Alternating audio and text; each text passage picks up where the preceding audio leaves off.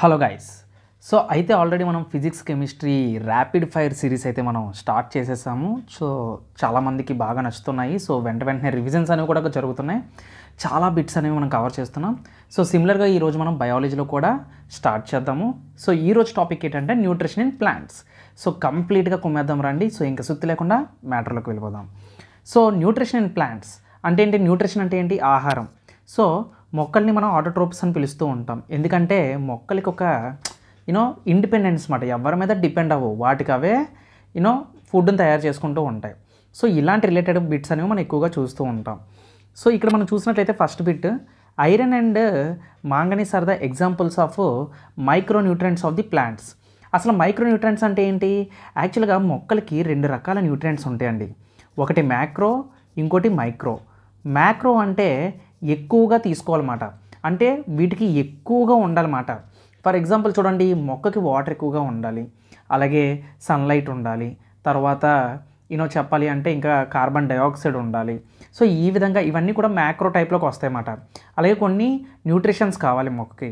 అదే మైక్రో అనుకోండి, మైక్రో అంటే చాలా తక్కువ మోతాదులో అన్నమాట, చాలా తక్కువ మోతాదులో. ఇప్పుడు మనకైనా సరే మ్యాక్రో మైక్రో ఉంటుంది. ఫర్ ఎగ్జాంపుల్ మనకి కార్బోహైడ్రేట్స్ మ్యాక్రో న్యూట్రియంట్స్లోకి వస్తుందా, మైక్రోలోకి వస్తుందా? మ్యాక్రో కదా, ఎందుకంటే డైలీ మనం కార్బోహైడ్రేట్స్ తీసుకుంటాం. సో కార్బోహైడ్రేట్స్ అనేవి డైలీ తీసుకుంటాం కాబట్టి మ్యాక్రో. ఇప్పుడు ఫర్ ఎగ్జాంపుల్ నేను సోడియం అన్నాను, సోడియం మ్యాక్రో మైక్రోవా? మ్యాక్రో. సోడియం ఇందులో ఉంటుంది, ఉప్పులో ఉంటుంది. చూడండి, మనం డైలీ 3 పూట్ల ఉప్పు తీసుకుంటాం, ఎందుకంటే అదొక మైక్రో న్యూట్రియంట్ కాబట్టి, అది మ్యాక్రో న్యూట్రియంట్ కాబట్టి. సో అలాగే మనకి కూడా కొన్ని మైక్రో న్యూట్రియంట్స్ ఉంటాయి.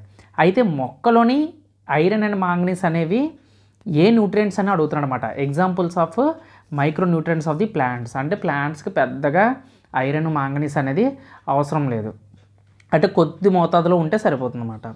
గూస్బెర్రీ, ఓకేనా? గూస్బెర్రీ మీకు తెలిసే ఉంటుంది. It is the rich source of vitamin C అన్నమాట. గూస్బెర్రీలో ఉండే విటమిన్ ఏంటి? సి.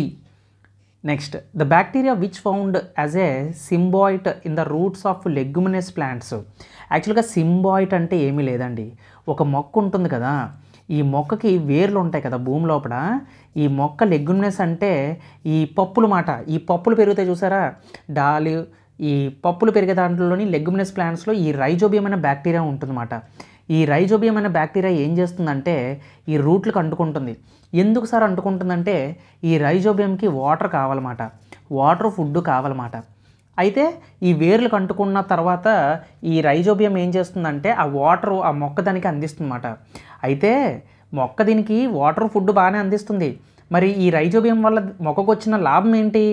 మొక్కకు వచ్చిన లాభం ఏంటంటే ఈ రైజోబియం వల్ల మొక్కకి నైట్రోజన్ వస్తుంది. యాక్చువల్గా మొక్కలు డైరెక్ట్గా నైట్రోజన్ని తీసుకోలేవండి.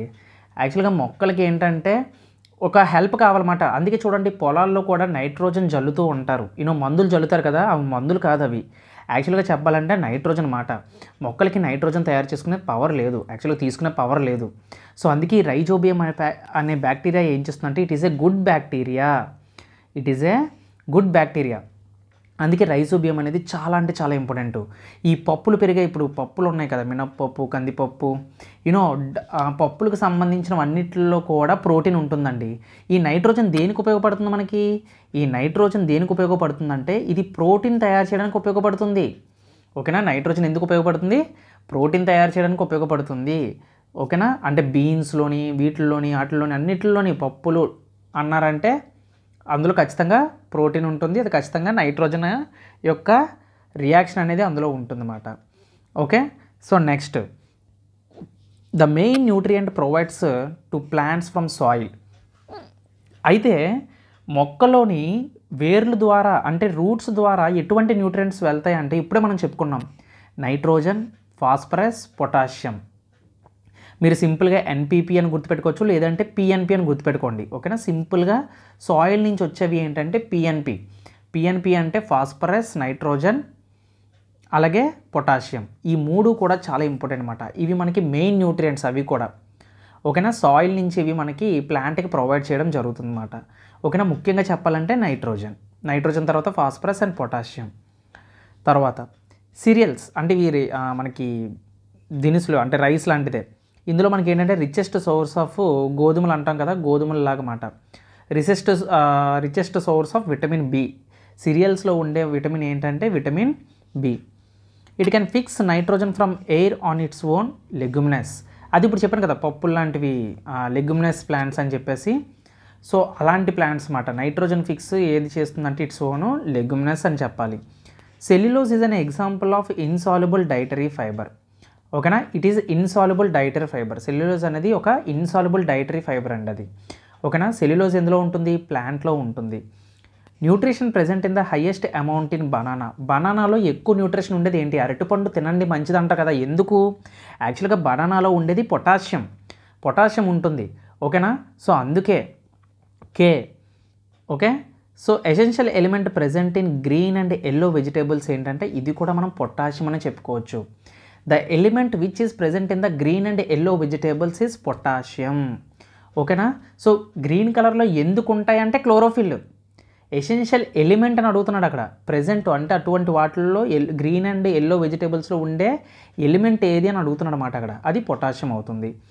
The element that is used by the plants to synthesise the proteins. ఇందాకలే చెప్పాను, ఏదైనా ఎలిమెంట్స్ ప్లాంట్స్ ప్రోటీన్స్ని తయారు చేయాలంటే ఏముండాలి? ఎస్, నైట్రోజన్ ఉండాలి. Next thermostable enzyme which hydrolysis starch during the cooking of sweet potatoes. So the thermostable enzyme, ఒక enzyme ఉంటుంది స్వీట్ పొటాటోని మనం స్టార్చ్ అందులో ఉంటుంది కదా, దాన్ని బీటా అమైలైజ్ అంటారన్నమాట. ఇది ఎంజైమ్ యొక్క పేరు. Okay, so the mixed enzyme the hydrolysis pectic substance most present in the microorganisms and higher plants is called pectinases. అంటే వర్డ్ pectinases అంటారన్నమాట. ఓకేనా, the mixed enzyme that hydrolysis pectic substance mostly present in the microorganism and higher plants is called pectinases అంటారన్నమాట. The plant receive their nutrients mainly from soil.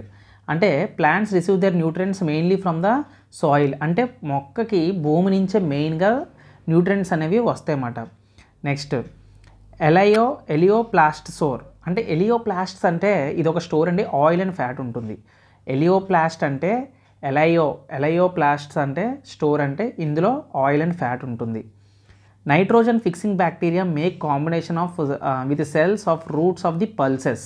అది చెప్పాను కదండి, దినుసులు అయ్యని పల్సెస్లోని మనకి nitrogen fixation జరుగుతుందని. సో సేమ్ బిట్ మాట.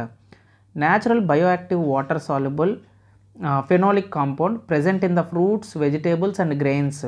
దాన్ని ఏమంటారని అడుగుతున్నాడు అనమాట. So water soluble phenolic compound ఉండి ప్రెజెంట్ ఇన్ ఫ్రూట్స్ వెజిటేబుల్స్ గ్రెయిన్స్ని మనం యాంథోసైనిన్ అని పిలుస్తారు. ఇలాంటి బిట్స్ చాలా ఇంపార్టెంట్ అండి, కొంచెం కన్ఫ్యూజన్గా ఉంటాయి, మీరు గుర్తుపెట్టుకోండి. ఓకేనా, natural bioactive water soluble phenolic compound అనేది ఫ్రూట్స్లో వెజిటేబుల్స్లో గ్రెయిన్స్లో ఉంటే దాన్ని ఏమని పిలుస్తారంటే యాంథోసైనిన్ అని పిలుస్తారు. The acid found in apples is malic acid. యాపిల్స్లో ఉండే యాసిడ్ ఏంటి? Malic acid. Golden rice variety in rich in, అంటే గోల్డెన్ రైస్ వెరైటీలో మనకి ఎటువంటి అంటే బీటా కెరోటిన్. ఓకే, బీటా కెరోటిన్కి సంబంధించి ఇంకా చాలా బిట్స్ అయితే ఉంటాయి. సో చాలా వెరైటీస్లోని మనకి యాక్చువల్గా ఇప్పుడు క్యారెట్స్లోని తర్వాత ఇంకా చాలా ఉంటాయండి. బీటా కెరోటిన్ అనే పిగ్మెంట్ ఉంటుందన్నమాట అందులో. The grain that contains the oryzenin అనేది రైస్ మాట. ఎవరి దాంట్లో అయితే మనకి ఒరిన్జెనిన్ అనేది ఉంటుంది, the grain contain oryzenin is rice. So the proteins found in wheat. అయితే వీట్లో ఫౌండ్ అయ్యే ప్రోటీన్స్ని ఏమని పిలుస్తారంటే గ్లూటెన్ అని పిలుస్తారు.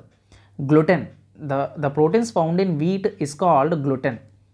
Next the plants derive the required nutrients from the soil.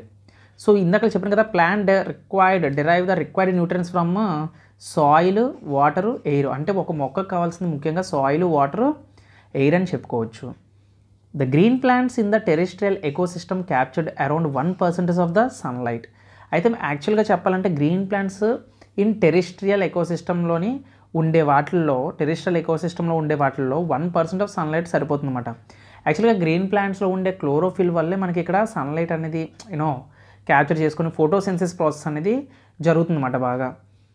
Iron, iodine, zinc are examples of micronutrients. అంటే iron, iodine, zinc అనేవి micronutrients మాట, పెద్దగా అవసరం లేదు, తక్కువలో మోతాదులో సరిపోతుంది, small quantity.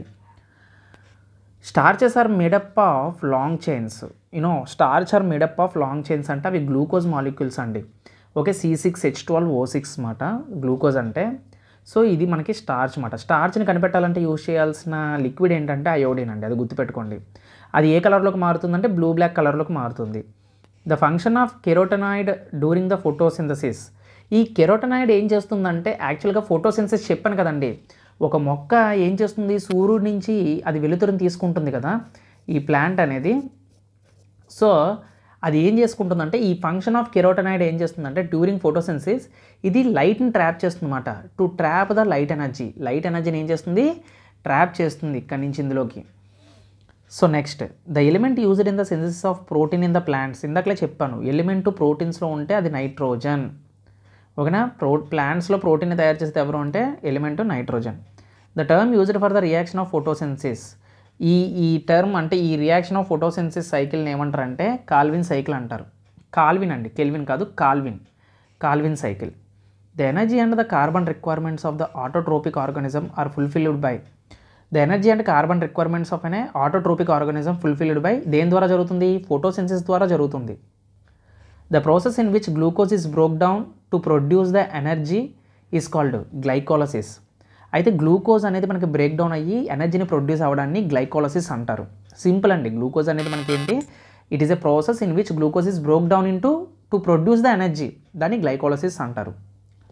Okay, the gas released in the presence the process of photosynthesis is called oxygen.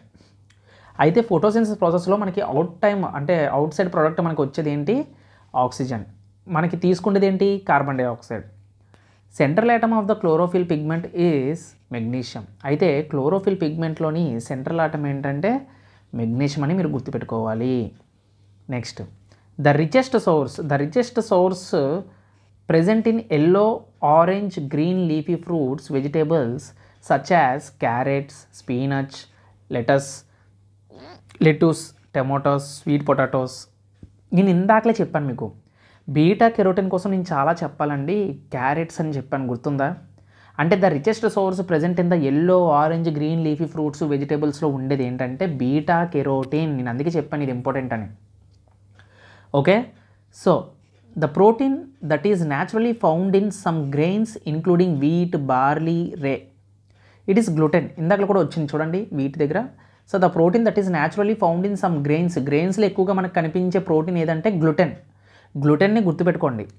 The ultimate source of energy for all living organisms is sun. అంటే యాక్చువల్గా లివింగ్ ఆర్గానిజమ్స్ అన్నిటికి కూడా అల్టిమేట్ సోర్స్ ఎనర్జీ ఏంటంటే అది సన్నేనండి.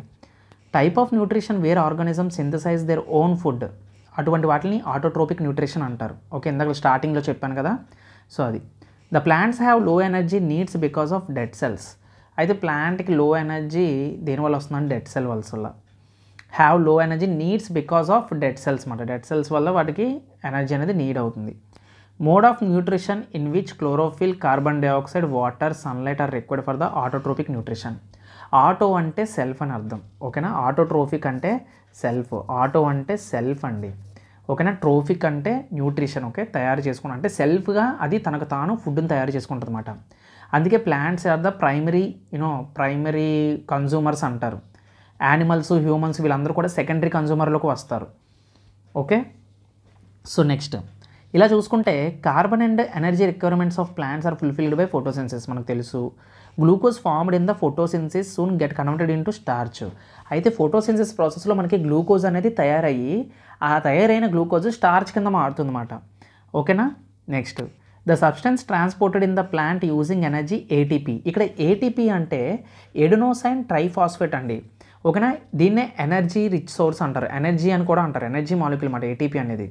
ఇది ఎందువల్ల అంటే ఇది food, amino acids and hormones మనకి. The substance transported in plants using energy from ATP are food, amino acids and hormones.